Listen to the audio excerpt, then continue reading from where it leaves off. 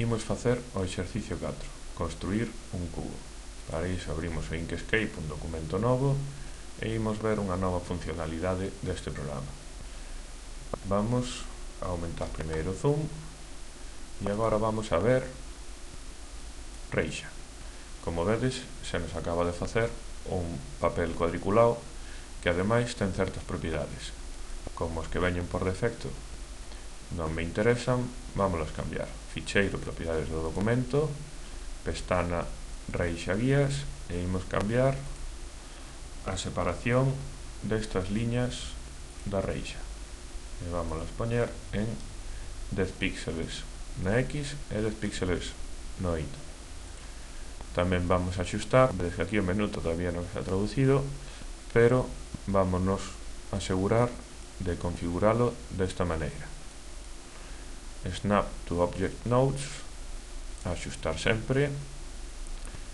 Snap Nodes to Grid, axustar sempre. E desmarcamos axustar as caixas de contorno ás guías. Que é o que acabamos de facer?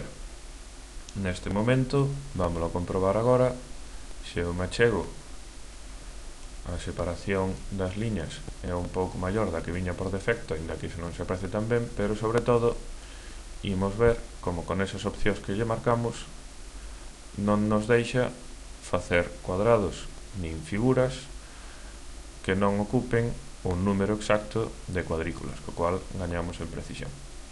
Entón, con este cadrado feito de principio, vámoslo duplicar dúas veces. Movemos unha arriba e outra á dereita. E agora vamos dar a isto unha sensación de perspectiva isométrica, unha sensación de 3 dimensións. Para iso, seleccionamos o primeiro cubo, pinchamos unha vez máis para que nos aparezan os manexadores de inclinación e xiro e vamos desplazar esta cruceciña que nos aparece aquí no medio á súa esquina inferior dereita. Isto quere decir que agora, cando inclinemos a figura, vai utilizar esta esquina como centro de xiro. Co control apretado para que os desplazamentos non os faga en porcións de 15 grados, inclinamos 2 veces hacia arriba este lado.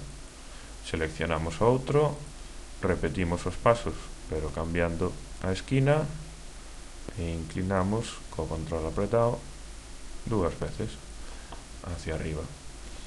Agora isto será a tapa do noso cubo.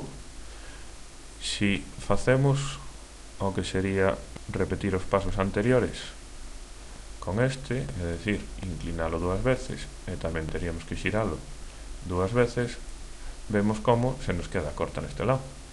Eso é porque no cambio nas inclinacións se produce unha certa alteración das dimensións dos cuadrados. Para correxilo, e acordadevos desta cifra, imos seleccionar ese cuadrado e imoslle cambiar as súas dimensións.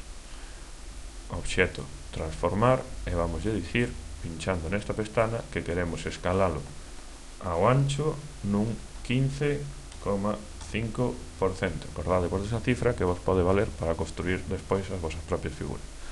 Aplicamos, e vedes como xa medrou o noso cuadrado. Colocámoslo ben na esquina que faría da arista deste cubo e ahora sí, inclinamos con control 2 veces, xiramos tamén 2 veces con control apretado e, como vedes, o noso cubo está construído. Agora, se quixeras traballar con el, poderías seleccionar as 3 componentes e agrupar os obxectos. A partir de agora, se comporta como un solo obxecto, podémoslo duplicar e construir as figuras que nos apeteza con él. De acordo? Moi ben.